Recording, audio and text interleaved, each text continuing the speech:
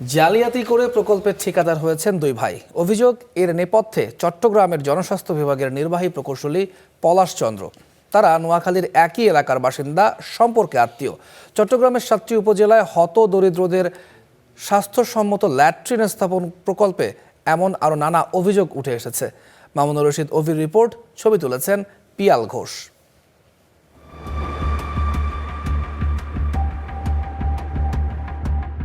বোয়ালখালীর চরণদ্বীপ ইউনিয়নের 2 নম্বর ওয়ার্ডের বাসিন্দা ষাটোর্ধ্ব সনোয়ারা বেগম। সরকারিভাবে স্বাস্থ্যসম্মত একটি ল্যাট্রিন পাওয়ার তালিকায় তার নাম থাকলেও আজও তা মেলেনি।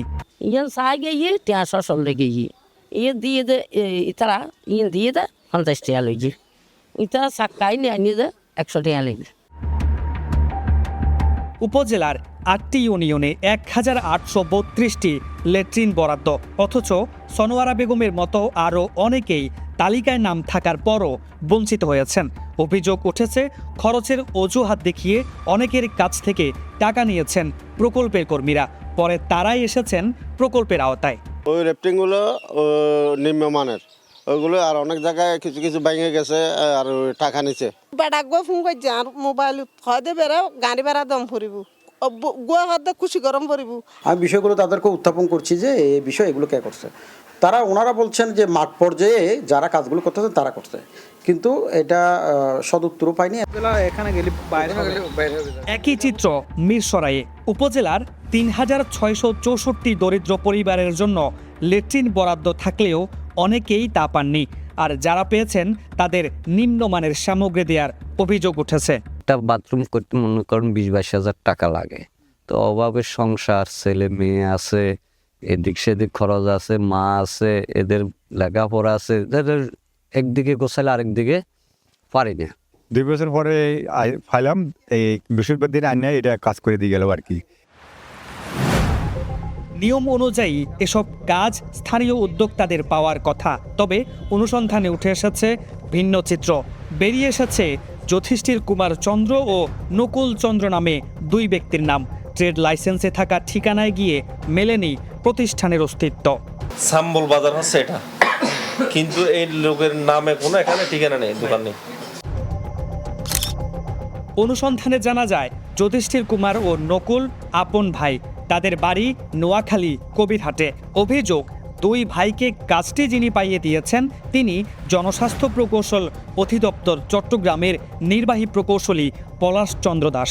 তার বাড়িও কবিরহাটেই, সম্পর্কে আত্মীয় তারা।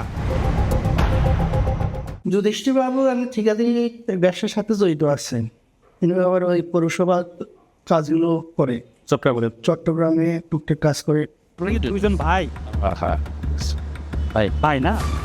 যদিও স্বজনপ্রীতির মাধ্যমে কাজ পাওয়ার অভিযোগ অস্বীকার করেছেন যুধিষ্ঠির কুমার দাস, আর নিয়ম মেনেই সব হয়েছে দাবি জনস্বাস্থ্যের প্রকৌশলী পলাশ চন্দ্রের। আমি এজ এ ঠিকাদার হিসেবে 100টা ঘরে হয়তো আমার যাওয়া সম্ভব না, কাজ কিন্তু 19-20 হতে পারে। আমি ওখান থেকে ট্রেড লাইসেন্স নিয়ে করছি, এটা সত্য। যেখানে যখন অনিয়ম হয়েছে আমার কাছে আসছে, আমি সেখানে গেছি এবং আমি সেখানে অবশ্যই এটাকে সমাধানও করছি। আমাদের এই 2-3 জন আছেন, এদের জন্য আমরা খুব সাফার করতেছি। দুর্নীতির সাথে জড়িতদের আইনের আওতায় না আনলে এই অনিয়ম থামানো কঠিন হবে, মত বিশেষজ্ঞদের। দুর্নীতি করে পার পাওয়া যায় এবং সমাজটা দুর্নীতিবাজদের অভয়ারণ্যে পরিণত হওয়ার ফলশ্রুতিতে এই কাজগুলো হচ্ছে, এবং তাদেরকে যদি ধরা না হয়, তাদেরকে আইনের আওতায় আনা না হয়, শাস্তির ব্যবস্থা করা না হয়, এটা চলতে থাকবে। মানব সম্পদ উন্নয়ন ও স্বাস্থ্য সুরক্ষার উদ্যোগে গ্রামীণ পানি সরবরাহ ও স্যানিটেশন প্রকল্পের মোট ব্যয় ধরা হয়েছে 77,30,69,000 টাকা। 2021 সালে শুরু হওয়া প্রকল্পটি শেষ হওয়ার কথা রয়েছে চলতি বছরের ডিসেম্বরে। সরকারি অর্থে বাস্তবায়িত এ ধরনের প্রকল্পের উদ্দেশ্যই হচ্ছে স্বাস্থ্য ঝুঁকি কমানো ও উন্মুক্ত স্থানে মলত্যাগ বন্ধ করা। নিম্নমানের উপকরণ ব্যবহার এবং বরাদ্দকৃত সুবিধা পেতে যদি উপকারভোগীদের টাকা দিতে হয়, তাহলে প্রশ্ন ওঠে তদারকি ব্যবস্থার কার্যকারিতা নিয়ে। সংশ্লিষ্ট দপ্তর দ্রুত তদন্ত করে দোষীদের বিরুদ্ধে ব্যবস্থা নেবে, এমনটাই প্রত্যাশা ভুক্তভোগীদের। মামুনুর রশিদ অভি, স্টার নিউজ, বোয়ালখালী, চট্টগ্রাম।